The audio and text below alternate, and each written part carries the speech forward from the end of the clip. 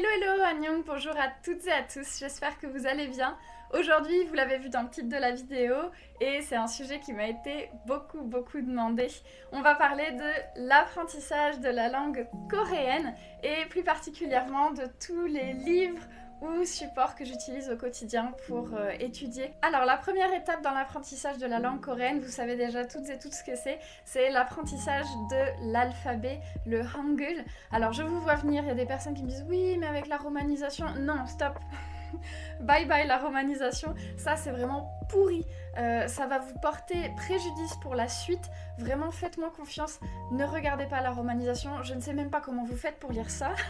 Prenez directement les cours qui parlent de l'alphabet coréen, je vous ai mis plusieurs ressources en description, en particulier des vidéos qui sont très bien faites, il y en a une de Jake de Korean Dream que vous devez connaître, j'en ai mis une autre plutôt en anglais avec Gobili, elles sont super bien expliquées, c'est fait pas à pas, donc suivez bien, prenez votre temps et vous allez voir ça va passer tout seul.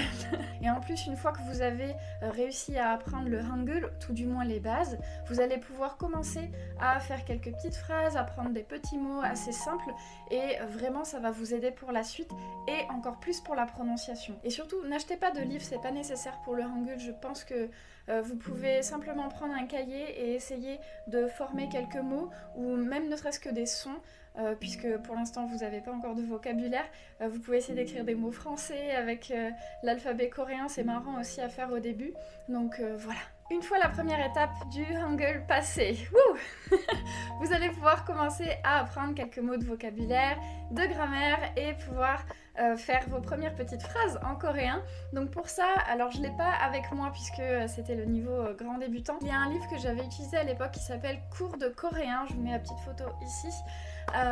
Et qui était vraiment pas mal. Alors pour le coup moi je le trouvais peut-être un peu trop détaillé par moment, mais justement pour certaines personnes ça peut être très utile et surtout il est en français parce qu'aujourd'hui malheureusement les livres que je vais vous présenter ils sont quasi tous, je crois qu'ils sont tous en fait en anglais puisque on a malheureusement pas assez de support encore aujourd'hui qui soit en français, donc je suis désolée pour les personnes qui ne parlent absolument pas l'anglais, mais voilà, c'est tout ce que j'ai à vous présenter. Alors dans les premiers livres que je vais vous présenter aujourd'hui, il y a des livres qui sont très populaires, que vous devez sans doute connaître. Ce sont les livres de Talk to Me in Korean. Ils sont génialissimes, franchement je les aime trop. Alors les premiers livres que moi j'ai achetés, je les ai pas avec moi, ils sont restés en France, mais j'en ai deux autres. Là, ce sont les Real Life Korean Conversation, donc c'est pour tout ce qui est l'oral, la pratique de phrases du quotidien, etc. Alors moi j'avais pas utilisé le beginner, c'est celui d'une amie, je suis directement passée à l'intermédiaire puisque j'avais déjà le niveau adéquat pour celui-ci et ils sont trop bien. À l'intérieur en fait c'est basé sur le principe de un dialogue, 3 points de grammaire. Et vous avez aussi une liste de vocabulaire qui va avec évidemment.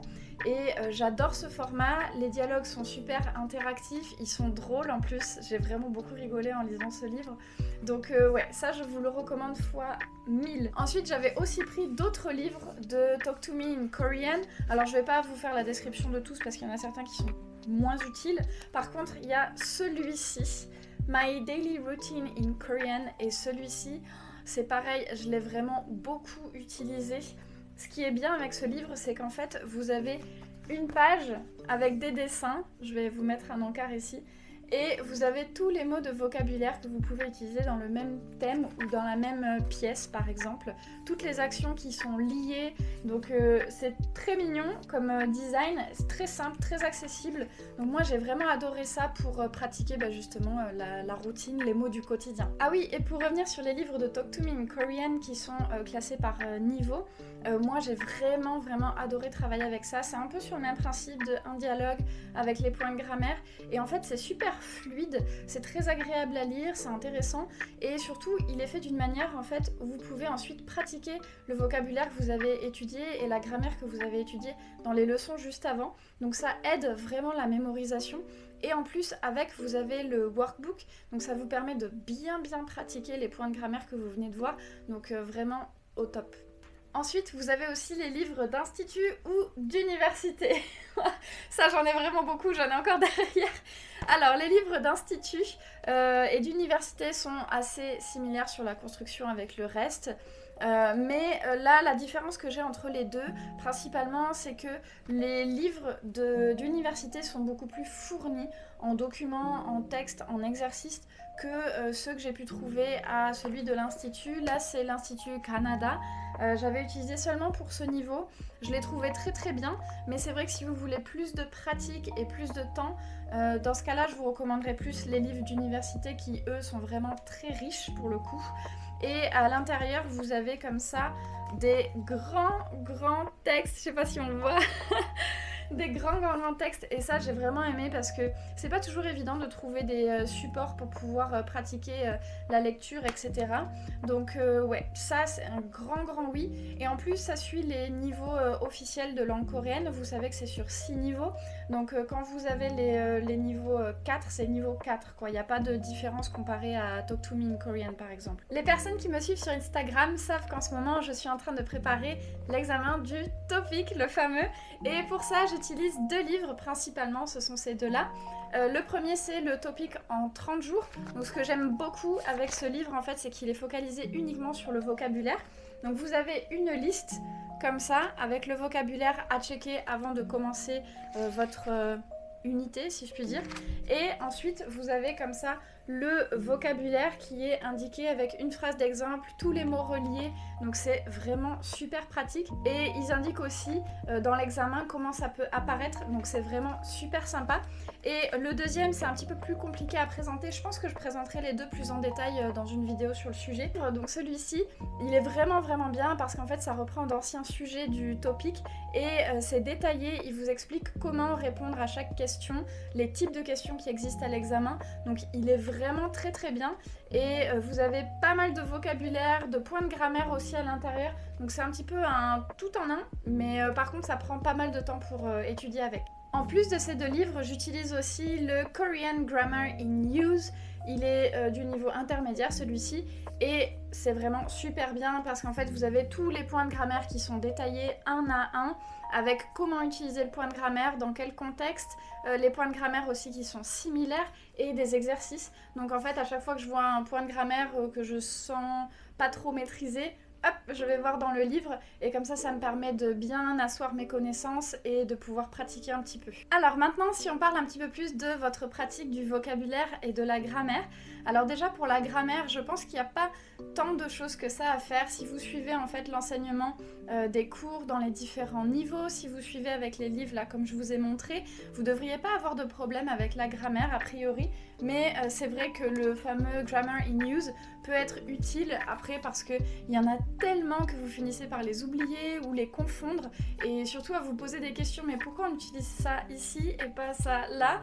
Et donc ça m'a vraiment aidé pour répondre à ce genre de questions, surtout quand vous étudiez en solo et que vous n'êtes pas avec un prof.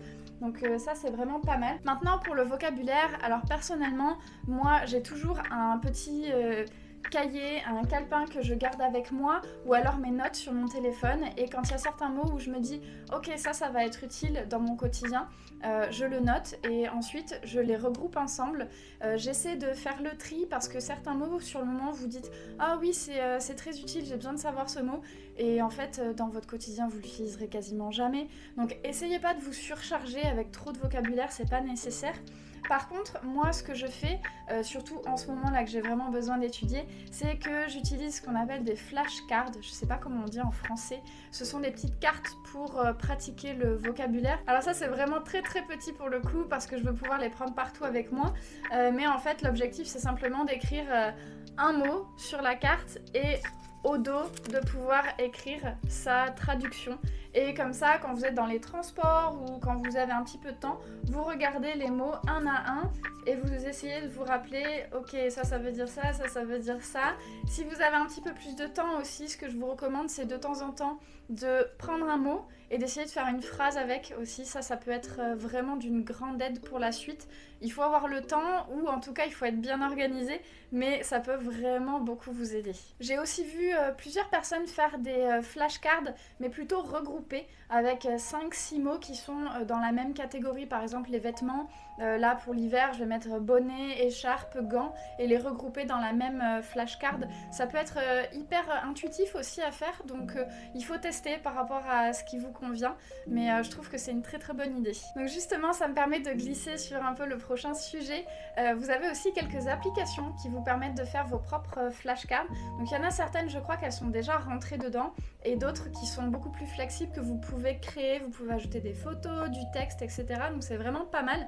J'en ai noté 3 que je vous mets en description. Je crois qu'il y avait Flashcard, Quizlet et DuoCards. Je les ai écrits là parce que j'ai peur de les oublier. Et sinon pour l'apprentissage de la langue en elle-même, moi j'utilise pas d'application parce que c'est pas trop mon style, mais je sais que certaines personnes aiment ça, surtout quand vous êtes dans les transports, quand vous allez aux toilettes. Ça peut être sympa comme méthode, ça peut changer un petit peu des livres. Pour ça il y en a qui sont très très très populaires. Je sais qu'il y a Memorize, Duolingo, Lingodeer. Et je crois que j'avais entendu parler de Drops, celle-ci je ne l'ai pas testée, mais si vous avez envie d'essayer, je vous mets tout ça en description aussi. Et d'ailleurs, en parlant d'applications, il y en a 2 que vous devriez toujours avoir sur vous. C'est Naver Dictionary, donc le dictionnaire de Naver, et ensuite Papago, qui est en fait un Google Traduction, mais plutôt coréen. Et donc c'est beaucoup plus adapté, les traductions sont bien meilleures que sur Google Translate, donc s'il vous plaît, n'utilisez pas Google Traduction pour chercher des phrases en coréen parce que c'est un cauchemar. Donc prenez ces 2 applications, et Naver Dictionary justement c'est hyper bien quand vous avez besoin de chercher du vocabulaire spécifique. Quand vous n'êtes pas sûr, parce que souvent il y a plusieurs traductions, je vous recommande d'aller voir les exemples qui sont tout en bas, vous descendez en bas de la page et là vous avez des phrases exemples, ça vous permettra de trouver des mots qui sont mieux adaptés à votre contexte. Alors pour finir cette vidéo, je voulais vous donner quelques petits tips qui moi m'ont aidé au quotidien. Alors le premier déjà c'est la régularité. Je sais que ça paraît très général comme conseil, mais vous ne serez pas tous les jours motivé pour apprendre le coréen, même si c'est fun, même si vous adorez la Corée, vous ne serez pas tous les jours motivé, je vous le dis. Donc il faut que vous ayez une régularité. Faites-vous un plan, ne vous mettez pas d'objectif qui soit trop haut parce que vous allez finir par abandonner, mais mettez-vous peut-être 10 minutes, 15 minutes, 30 minutes par jour en fonction du temps que vous avez. Ne vous mettez pas la pression et recommencez, révisez, soyez régulier, ça c'est vraiment la clé. Ensuite, avant-dernier conseil, je dirais s'exposer le plus possible à la langue coréenne dans votre quotidien. Je sais que beaucoup de personnes regardent des dramas ou écoutent de la musique, c'est bien, continuez comme ça. Ne vous mettez pas la pression en disant « Ah, il faut que j'utilise cette musique pour étudier » ou « Ce drama, il faut que j'écrive tout le vocabulaire ». C'est pas le but du jeu, c'est vraiment d'entendre les intonations, entendre les mots. Déjà rien que ça va vous aider grandement. Par la suite, si vous avez envie d'utiliser les dramas pour étudier, c'est possible. Je sais qu'on peut souvent mettre l'option avec les sous-titres qui vous permettent de voir les phrases. Et je crois que j'avais vu un logiciel qui permet aussi de voir un peu les points de grammaire, mais je me souviens plus du tout. Si quelqu'un a une idée, mettez tout ça en commentaire et j'épinglerai. Et donc le dernier petit tips que j'aimerais vous donner pour aujourd'hui, c'est un truc que j'ai jamais entendu nulle part. Mais moi, quand j'ai commencé à étudier le coréen, je trouvais qu'il y avait beaucoup de mots de vocabulaire et j'avais peur de pas arriver à m'en sortir.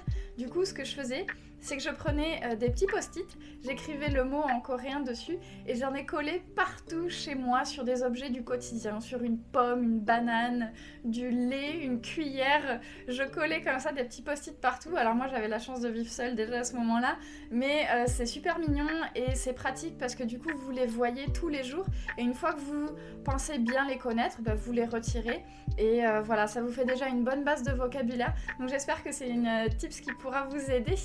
Et voilà, c'est tout pour la vidéo d'aujourd'hui. J'espère que j'ai rien oublié. N'hésitez pas à me poser des questions ou ajouter des choses, parler des livres que vous aimez aussi en commentaire, ça me fera super plaisir.